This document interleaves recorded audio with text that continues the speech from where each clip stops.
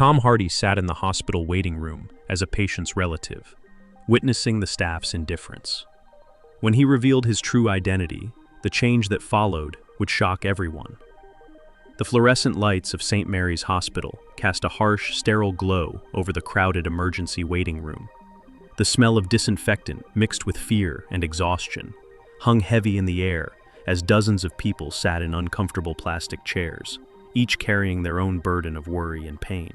This was a place where human vulnerability was on full display, where the veneer of social status was stripped away by the universal experience of medical crisis.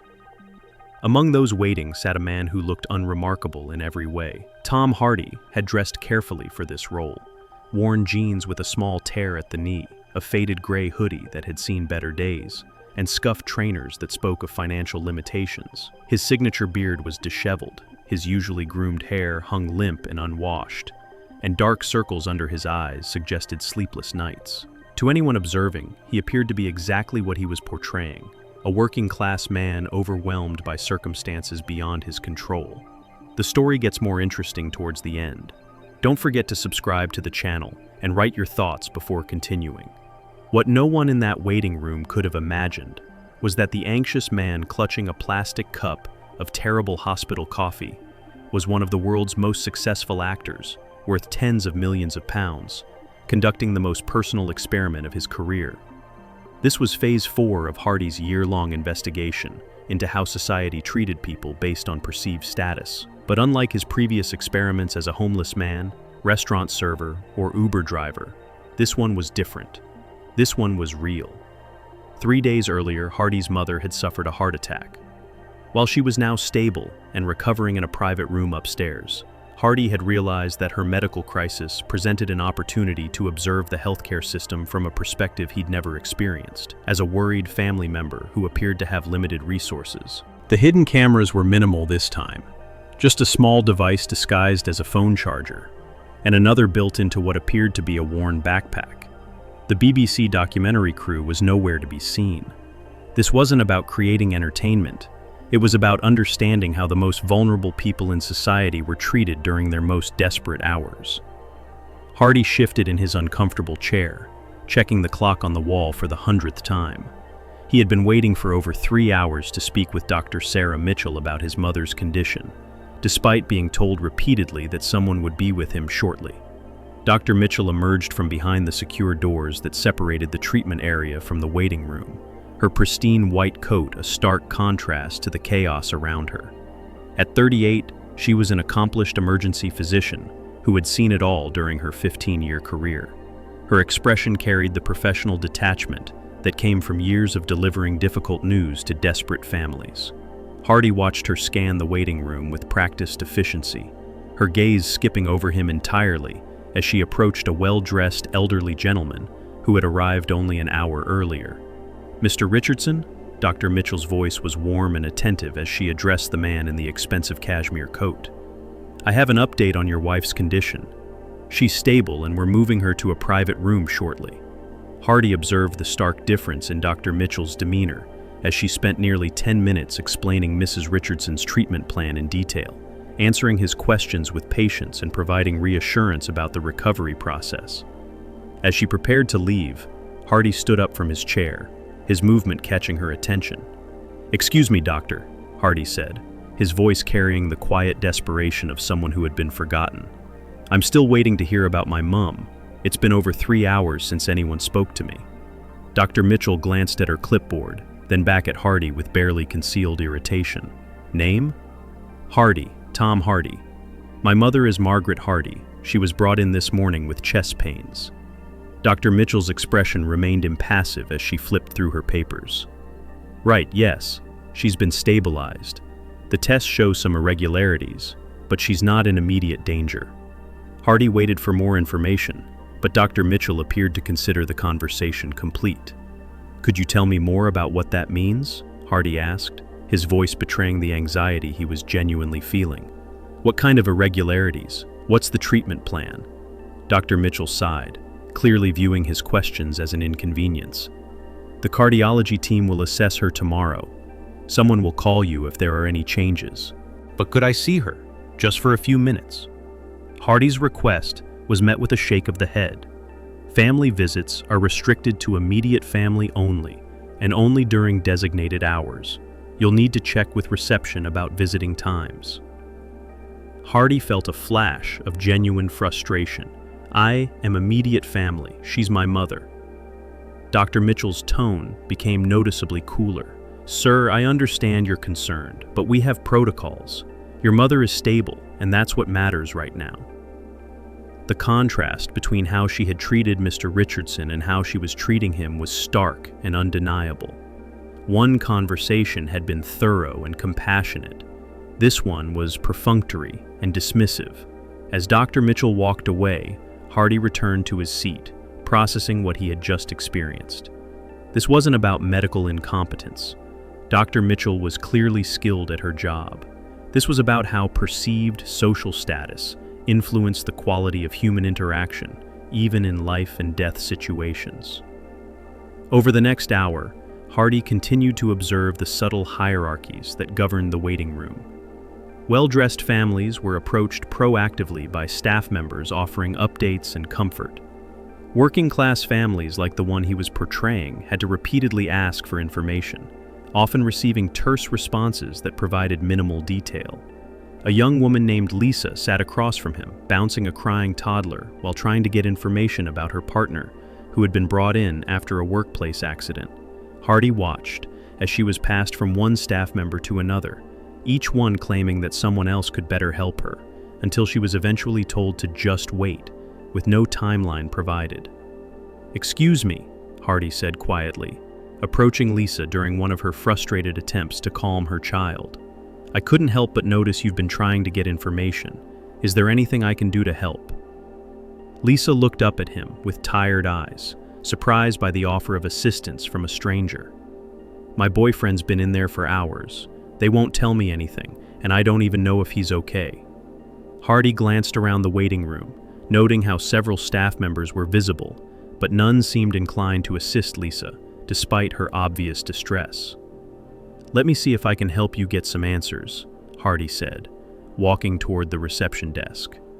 The receptionist, a middle-aged woman named Janet, looked up at Hardy with the weary expression of someone who dealt with anxious families all day. "I'm wondering if you could help that young woman over there," Hardy said, indicating Lisa. "She's been waiting for hours for news about her partner, and she has a small child with her." Janet barely glanced in Lisa's direction. "Everyone's waiting. When there's news, we'll provide it." "I understand that," Hardy replied patiently, "but she seems particularly distressed, and with the baby." "Sir," Janet interrupted, her tone sharpening, "we can't make exceptions. Everyone here is worried about someone." Hardy felt another wave of frustration at the casual dismissal of human suffering. In his normal life, surrounded by assistants and publicists and medical professionals who treated him with deference, he had never experienced this particular kind of institutional indifference. As he returned to Lisa to report his unsuccessful attempt to help, he noticed Dr. Mitchell emerging from the treatment area again. This time, she was accompanied by a man in an expensive suit who was clearly agitated about something. "Doctor, this is unacceptable," the man was saying loudly enough for half the waiting room to hear. "My daughter is a student at Cambridge. She deserves better care than this." Dr. Mitchell's entire demeanor transformed. "Mr. Thornberry, I sincerely apologize for the delay. Let me personally ensure that Sarah receives immediate attention." Hardy watched as Dr. Mitchell spent 15 minutes personally addressing Mr. Thornberry's concerns, promising to expedite his daughter's treatment and providing detailed explanations that she had refused to give to other families. The pattern was becoming impossible to ignore. Social status, or at least the appearance of it, was directly correlated with the quality of care and attention families received. Those who looked wealthy or important were treated as valued customers. Those who appeared working class were treated as burdens on the system. As the afternoon wore on, Hardy's genuine anxiety about his mother's condition began to merge with his growing anger at the systemic inequality he was witnessing. When a young nurse named Kelly finally approached him with an update, her manner was brisk and efficient, but lacking in warmth. "Mr. Hardy, your mother is being moved to a ward upstairs. She's stable, but visiting hours don't start until tomorrow. Could I just see her for a moment? Hardy asked. I've been here all day.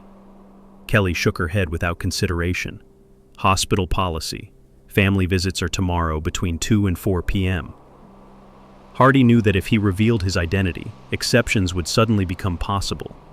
Private rooms, extended visiting hours, personal attention from senior staff, all the privileges that came with fame and wealth. But that would defeat the purpose of his experiment.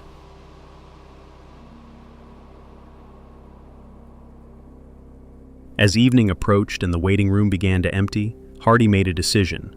He approached Dr. Mitchell one final time as she prepared to end her shift. "Doctor, I wanted to thank you for taking care of my mother today," he said, his voice carrying a sincerity that made her pause. "Of course," she replied, though her tone remained professional and distant. "I know you're busy, and I appreciate that you've had to deliver difficult news to many families today," Hardy continued. "But I was wondering if I could ask you something." Dr. Mitchell glanced at her watch, clearly eager to leave. "What is it? Do you think the care and attention families receive here is influenced by how they're dressed, or what they appear to be able to afford?" The question caught Dr. Mitchell off guard. She stared at Hardy for a moment, processing what he had asked. "I'm not sure what you're implying," she said carefully. "I'm not implying anything," Hardy replied gently. "I'm just observing that some families seem to receive more detailed explanations and personal attention than others, and I'm wondering if that's intentional or if it's something that happens without people realizing it." Dr. Mitchell's expression shifted slightly, a flicker of uncertainty crossing her face. "We treat all patients and families equally. I'm sure you believe that," Hardy said. "But I've been sitting in that waiting room for 8 hours, and I've watched how different people are treated. The pattern is pretty clear." There was a moment of silence as Dr. Mitchell seemed to consider his words. "Who are you?" she asked suddenly, something in Hardy's manner having triggered her curiosity. Hardy reached into his backpack and withdrew his phone, showing her his contact information. As recognition dawned on her face, he watched her expression transform from mild irritation to shock, to mortification. "Oh my God," she whispered. You're Tom Hardy." "I am," Hardy confirmed quietly, "and I've been watching how you treat people based on how they look and what you assume about their circumstances." Dr. Mitchell's face went pale as she processed the implications of what she had just learned. I had no idea, if I had known." "That's exactly the point," Hardy interrupted gently. "You had no idea, and you treated me like I didn't matter. But the question is, would that have been okay if I really was just Tom Hardy, the worried son, instead of Tom Hardy, the actor?" The silence that followed was heavy with implication. Dr. Mitchell stood frozen, realizing that her behavior over the past 8 hours had been documented and witnessed by someone who could expose the casual cruelty she hadn't even recognized in herself. "The woman with the baby," Hardy continued. "The one who's been trying to get information about her partner all day. She deserves the same respect and attention you gave to the man in the expensive suit. Not because of who she might be, but because she's human." Dr. Mitchell opened her mouth to respond, but no words came. The weight of her behavior, now viewed through the lens of conscious examination, was undeniable. Hardy gathered his belongings, preparing to leave. "I'll be back tomorrow during visiting hours to see my mother, but I hope you'll think about what happened today, and whether the person someone appears to be should determine how they're treated during the worst moments of their lives." As he walked toward the exit, Hardy could feel Dr. Mitchell's eyes following him. The experiment had revealed what he had suspected but hoped wouldn't be true, that even in healthcare, one of society's most essential services, human worth was measured by appearance and assumed status. The following day, when Hardy returned to visit his mother, the transformation in staff behavior was remarkable. Dr. Mitchell personally greeted him, offering detailed updates and ensuring his comfort. Suddenly, exceptions to visiting hours became possible, and staff members who had ignored him the previous day were eager to assist. But Hardy's focus was on the other families in the waiting room, the ones still being treated with the same casual indifference he had experienced before his identity was revealed. The experiment had ended, but the systemic problems it had exposed continued. As he sat with his mother, who was recovering well, Hardy reflected on what he had learned. This wasn't just about individual prejudice or conscious discrimination. It was about institutionalized hierarchies that operated so naturally that even well-meaning people perpetuated them without awareness. The documentary would never be released. Some truths, Hardy had realized, were too raw and too close to home to share with the world. But the lessons learned in that hospital waiting room would stay with him forever. A reminder that dignity and respect were not privileges to be earned, but basic human rights that should never depend on who you appeared to be. The real test of character, he had learned, wasn't how you treated the powerful. It was how you treated the powerless when you thought no one important was watching. Don't forget to follow us and like the video for the continuation of Unknown Stories with Tom Hardy. We will bring you the backstages of the movies and the stories we have compiled from Tom Hardy's daily life. Thank you in advance for your support and motivation.